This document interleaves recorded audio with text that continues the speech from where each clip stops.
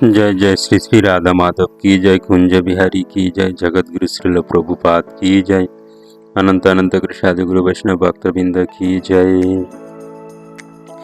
तो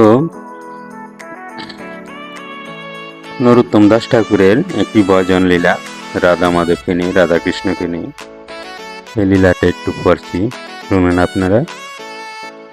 ভিডিওটি ভালো লাগলে অবশ্যই লাইক, কমেন্ট এবং সাবস্ক্রাইব করে দিয়ে যাবেন। হরে কৃষ্ণ। তো রাধা কৃষ্ণ প্রাণমূর যুগল কিশোর, জীবনে মরণে গতি আর নাহি মোর। নরোত্তম দাস ঠাকুর বলছেন যে রাধা কৃষ্ণ ওনার প্রাণ, ওনার জীবন এবং মরণের মাঝে আর কোনো গতি নাই, শুধু রাধা মাধব। তো অবশ্যই আমাদের বুঝতে হবে যে মহান আচার্যরা ভগবানের উদ্দেশ্যে যে বাণীগুলো তারা দিয়ে গেছেন, ভগবানের উদ্দেশ্যে যে ভজনগুলো ওনারা লিখে গেছেন, তারা সাধন স্তরের একদম পরিপক্ক অবস্থায় এই ভজনগুলা লিপিবদ্ধ করেছেন। তো কি বলছেন, রাধা কৃষ্ণ প্রাণমূর উত্তীব, মানে ওনার প্রাণ ছিল রাধা কৃষ্ণ, জীবনে মরণে, ওনার জীবনে এবং মরণের মাঝে আর কোনো গতি নাই, শুধু রাধা কৃষ্ণই ওনার গতি। কালিন্দীর কুলকেলি কদম্বের বন, অর্থাৎ এখানে বৃন্দাবনে লীলা করছেন। কালিন্দী হলো যমুনা দেবী, তো যমুনার কুলে ভগবান লীলা করতেন এবং তিনি রত্নবেদীর উপর বসা বধূজন।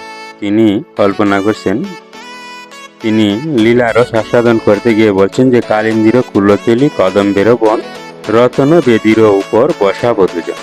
রাধা কৃষ্ণকে উনি রত্নবেদীর উপরে কোথায় বসাবেন না, কালিন্দীর কুলে, কালিন্দীর কুলে রত্নবেদীর উপর বসা বধূজন।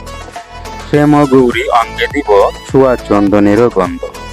শ্যাম এবং গৌরী মানে রাধা এবং কৃষ্ণের অঙ্গেতে তিনি কি দিবেন, ছোঁয়া এবং চন্দনের গন্ধ। তো অভিলাষ করছেন চামর ডুলাব কবে ফেরি মুখ চন্দ্র। তো অভিলাষ করছেন যে ছোঁয়া চন্দন তো দিবেন, তারপরে রত্নবেদীর উপরে বসিয়ে ওনাকে, রাধা মাধবকে, রাধা কৃষ্ণকে তিনি চামর ডুলাবেন কবে, সেই আক্ষেপ করছেন। তো আমাদের হৃদয়েও সেই আক্ষেপ থাকা উচিত যে ভগবানকে কখন আমরা চামর ডোলাবো এবং কখন ভগবানকে রত্নবেদীর উপরে সিংহাসনে বসিয়ে ভগবানের লীলা আরো আস্বাদন করব। গাতিয়া মালতীর মালা দিব দুহার গলে, এবং মালতীর মালা গেতে রাধা মাধবের গলাতে পরাবে। অদরে তুলিয়া দিব কর্পূর তাম্বুলে, অদরে ভগবানের মুখে তুলে দিবেন কর্পূর এবং তাম্বুলে মিশিয়ে, অর্থাৎ পান তুলে দিবেন ভগবানের মুখে।